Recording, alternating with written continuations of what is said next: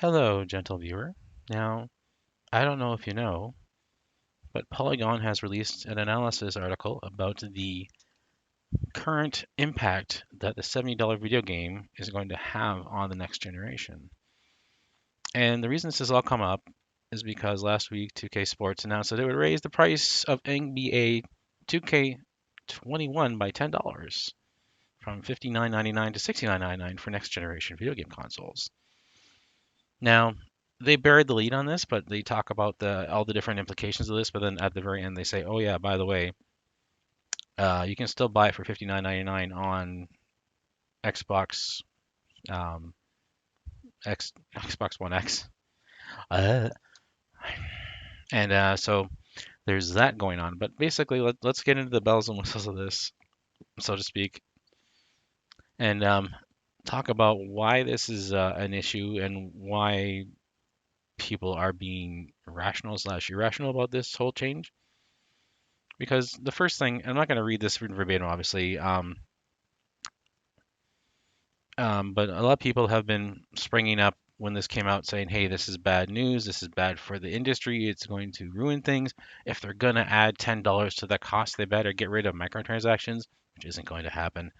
Um, and my whole position on this, not going to barely in this one, is that prices need to go up. Not because these companies need to make more money. They don't. They already make lots of money, but and even if we pay in more into this, it's not going to stop things like crunch from happening with video games. That's a mentality that's deeply seated in the capitalism of the industry, and that cannot be changed without widespread shaming and canceling of people to have that done. That's not going to happen. So basically, he wants to. The person writing this article wants to talk about how this is a tactical situation. That's also strategy based. Like, why are they doing this right now when it's like everything's going on in the world? But yeah, he goes into the minutia of it. Talks about how hey, for $60, you can get a lot of entertainment out of a video game. What's wrong with upping it to 70? You're still only paying slightly more and getting the same amount of entertainment. And the cost per hour kind of deal, value basis that he talks about is doesn't change much, especially if you're talking about a 20-hour game. Um, so first off, I can definitely say that not all games are 20-hour games. It- Balling, eyeballing this 8 to 20 hours um, range is kind of, I don't know, it's a bit off kilter because a lot of companies are sending out games either incomplete or not made very well when they go out, and so you have things that can be like a 3 to 5 hour experience and not this 8 to 20. So like if you're playing less than 5 hours of a game, you're paying more than $10 an hour. Or you're getting more than $10 per hour of a value for each hour of the game you're playing, which is means the it's like we're never gonna be at the dollar per hour thing, and which is something that I know what's his name, Spool, sorry, brought up when he was at Machinima and such, working for those guys. Um, and they would make fun of him about it all the time. But that's not reasonable. Neither is this $10. Like even this isn't very reasonable. But and he goes in to talk about how AAA video games cost more to make, but the price hasn't increased in 15 years. And a lot of that has to do with not just the fact that people have not been ready for it for a long time. It's that people's purchasing power apparently hasn't changed in the last, I don't know, 10 years. There's an income inequality that exists in at least in the U.S. apparently that is making poverty much more prominent. And so like asking people to spend that extra money in a video game is difficult. And you're going to have situations where like, okay, so you've set the price to X and you sell Y amount of copies. If you set it to Z, are you going to get Y amount of copies sold? Are you going to get less? Are you going to get more? It's not something that they can play with too much. I mean, I can specifically talk to this a little bit just because I'm in Canada, and for a long time now, video games have been priced at $80 or $85 even for the premium stuff on places like Steam. So that's for, obviously for PC games and such, but that is also partially due to inflation, not inflation, sorry, exchange rate between the Canadian and US dollar. Like right now it's at like 70 cents, costs 70 cents US to purchase a Canadian dollar. So there's that 30% difference, so to speak, between price you pay in the States and the price you pay here for services and or not for services specifically, but just like products and things like that in stores. So but yeah, and he also tries to separate out things like between the PC and the console gamer.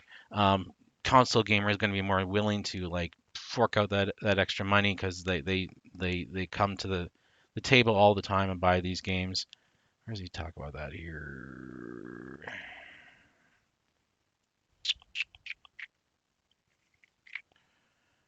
Yeah, he talks about somewhere. I think it's here. Anyways, he talks about this in the article too, where how, and he also says that apparently Microsoft is pulling all the stops because they have less to lose this time around. He says that this he talks with this gentleman where was his name? Osaki. He's part of that's not it either. Where is it? IDG Consulting, and he's a consultant with many video game studios, publishers, and console manufacturers. So he sees a lot of data that, like it says here, no one ever really gets to see because he's being asked to do cost analysis on things. But yeah, he talks about here about how if Microsoft somehow had Xbox go down, just not be a thing anymore, not a viable option, they wouldn't lose much because they're Microsoft. They have Windows, they have other things that they manage, and that Sony would be at a much greater risk because Sony PlayStation is a big part of the brand of Sony as a whole. I mean, there's Sony Pictures, which isn't doing right now because of the pandemic. Um, but they beyond the console, all they have is like they have all electronics, obviously, so that because they sell TVs and they sell cameras and they sell phones, obviously as well, cell phones and things like that. So it would still be hit to their bottom line, to their actual stock price, he thinks.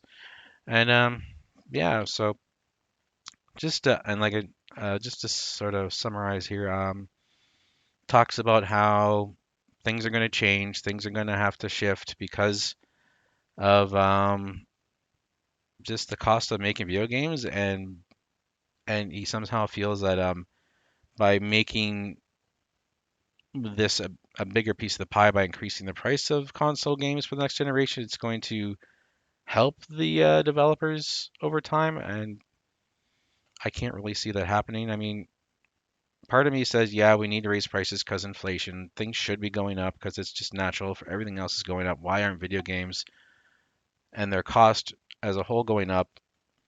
But I don't believe that that particular situation is what's causing crunch in the industry. That is all about them trying to maximize their profits while minimizing their costs. So that's why you have crunch time where they're staying there and they're not getting paid overtime and things like that, just because they want them to be part of the process and help get things out as quickly as possible so they can start making that $60 per game. And that increasing to 70 is just going to only further incentivize them to keep doing that because they know they're getting more money per unit. And so they want to make sure that they get a game out that's going to sell a lot of units. Though, that whole process, that whole point of view about what a developer does to try and get a game out to get sales is a little sketch at times, just because a lot of them push out games that aren't finished because they can patch them after launch, or because They feel that a game, like a certain type of game, is not a Metacritic type of game, like how Todd Howard said about Fallout 76. It's not meant to be working and going full steam from launch. It's supposed to be something that builds over time. And they have done a decent job of building it up, but I'm pretty sure it's got the same issues, bugs that it had when it first launched, even though they are adding to it and adding to it and actually adding NPCs to the bloody game after so long without. But anyways, that is my general opinion about this. I think this is just going to happen, and gamers will initially freak out, but it'll just kind of go away. When prices increased in Canada, there was a bit of a talk about that at the time. We had just come off of having the dollar almost be equal to the U.S. dollar here in Canada, but then as it started to tail off and go down again, that's when the big hit happened, where suddenly a $60 game was $80 for Canadians on Steam. So that is what we're dealing with right now, and I think that's the future of the industry, for good or for bad. We will not find out about that until we get more feedback from the developers about how they're approaching creating their games and how they are approaching dealing with the increased demand or increased expectation that will come with paying more for a video game. So, anyways, thanks for stopping by. Thanks for checking out my video. I know it's been kind of been pretty pretty dry, but I appreciate you sticking around if you have for the whole video. If you do like the video, please give it a like. Be sure to subscribe to the channel, and I will see you in the next one. Bye for now.